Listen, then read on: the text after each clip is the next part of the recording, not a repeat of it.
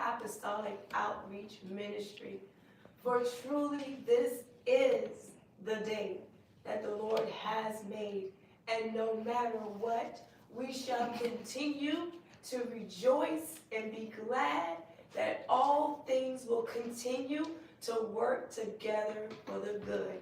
For God reminds us that He will never leave us and He will never forsake us.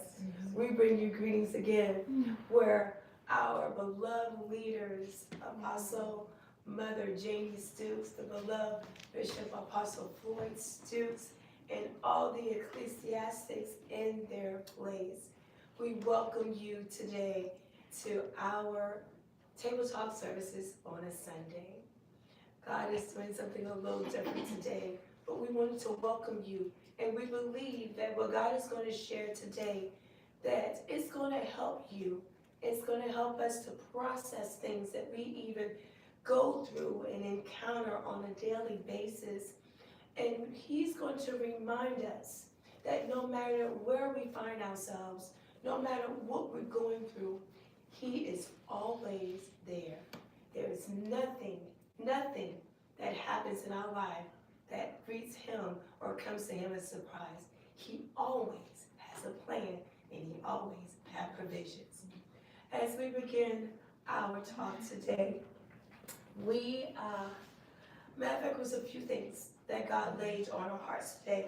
And invite a friend, get a notebook, get a pen. You definitely want to write some things down, because this is going to be an active table talk today. An active, let's talk to God today. Let's reason together. Let's speak together. Let's share. So open your hearts.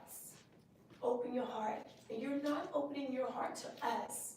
You're opening your heart to God, because He's ready to do the things that He wants to do in our life today, so that in 2026 we can truly walk in His freedom, we can truly walk in His authority, and we can have the joy and peace that He's already called and sanctioned for us to have.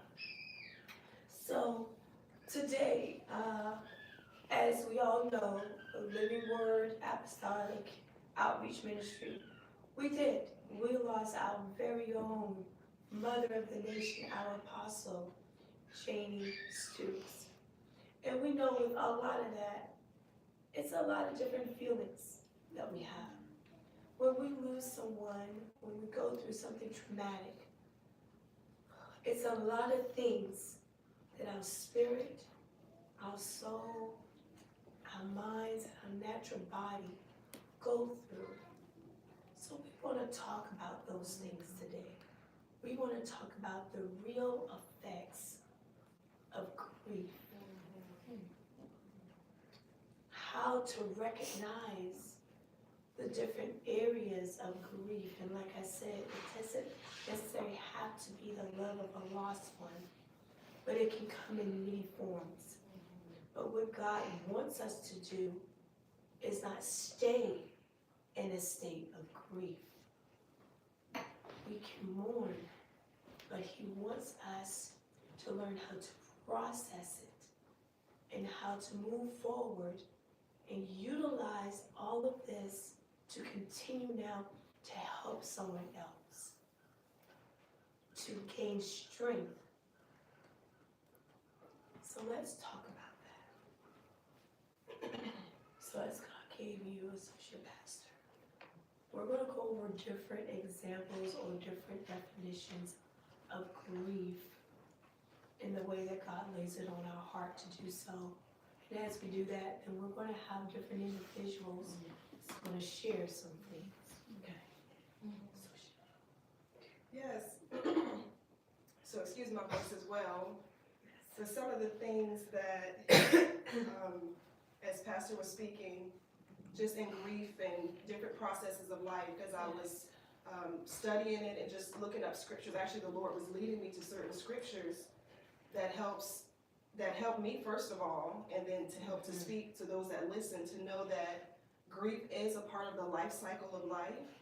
And not only is it a part of the life cycle, but it's something that we all will experience. And it's not it's not something that's uncommon to man or uncommon to life, so that we won't be afraid of the grief process and that we won't shun ourselves when we begin to feel certain things.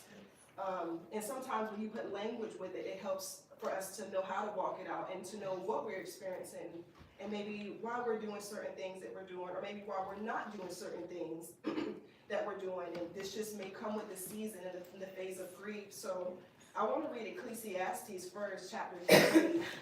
Ecclesiastes chapter 3, and this is about a time, and pretty much seasons of life and different times that we will all experience. So thank God that God is so that Jesus was human, that he knew we would experience every life cycle, and that he would be with us. Ultimately, he's showing us in whatever cycle of life that you find yourself in, I will be with you.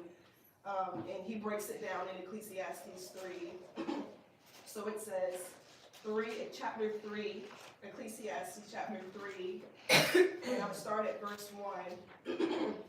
It says, to everything there is a season, a time for every purpose under heaven, a time to be born and a time to die, a time to plant and a time to pluck up what is planted, a time to kill and a time to heal, a time to break down and a time to build up, a time to weep and a time to laugh, a time to mourn and a time to dance, a time to cast away stones and a time to gather stones, a time to embrace and a time to refrain from embracing, a time to gain and there's a time to lose, there's a time to keep and there's a time to throw away, there's a time to tear and a time to sue, a time to keep silent and a time to speak,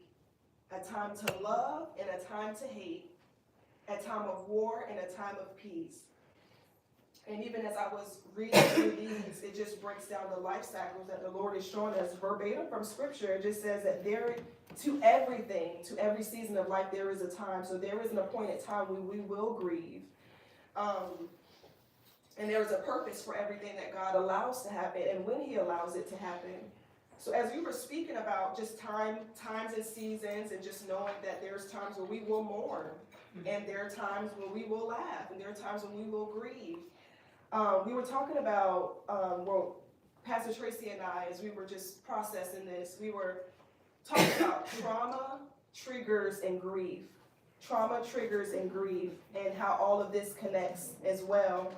And I think about Lazarus. When Lazarus died, Mary and all of those were crying. And even though Jesus knew that Lazarus was not going to be completely dead, or how do you say it? Even though he knew that that was not his end, he still cried with them. He still showed emotion with them, because that's how they felt in that moment. And in that moment, they felt sad. Yes. So because they felt sad, the Lord grieved with them, and he also cried. And he expressed his emotion naturally with those that were grieving and mourning for the loss of Lazarus, even though Lazarus was not officially gone. So I looked up the word trauma trigger. And trauma trigger, it has to do with sights, it has to do with smells, it has to do with sounds. So what may sound like someone, what smell may remind you of someone, and what you may see that reminds you of someone or something. It could be an event. It's not just someone. It could be an event that happened that was traumatic, and sometimes you'll smell something that brings you back to that moment. You'll see something that brings you back to that moment, or you'll hear something. So trauma trigger is sights, smells, and sounds that unexpectedly bring back intense feelings, memories, or physical sensations from a past overwhelming event, making you feel like that you're reliving it. And grief is the natural, complex, emotional response to loss. So I'll say that again, it's the natural, complex, emotional response to loss, and it could be death, it could be divorce, it could be identity, it could be any of those things. So you could grieve the death of someone, you could grieve having a divorce or separation from someone that you were married to, or you can grieve in an identity. Who you once were, you no longer are, and now you have to grieve who people think you are and who people think you should be. You have to grieve people's perceptions. But I love about grief when it explains the definition, it says it's a natural, complex, emotional response. So complex means there are layers. Complex meaning with grief is so many different layers that you will experience. And some of the symptoms of grief is, it said you can have moments of joy. And then it said you can have moments of sadness.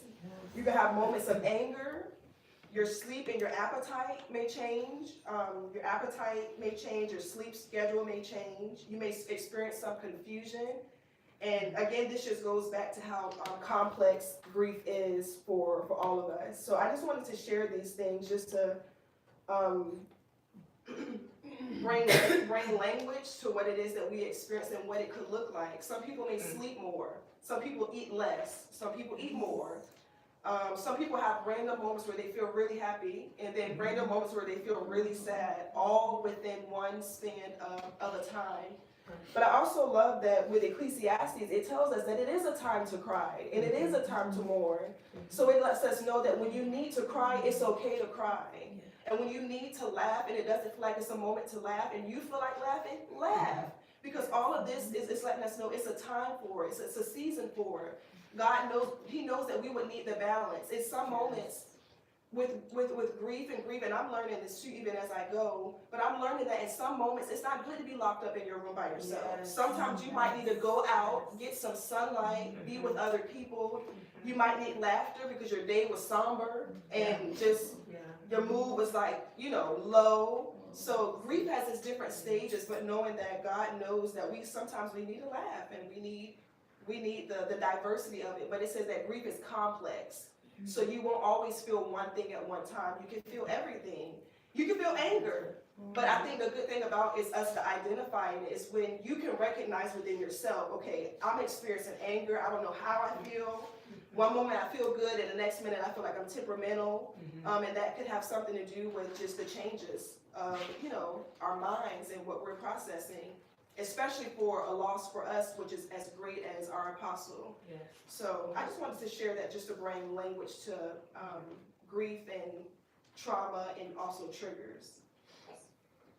And also with this too, when you talk it out, that's part of healing.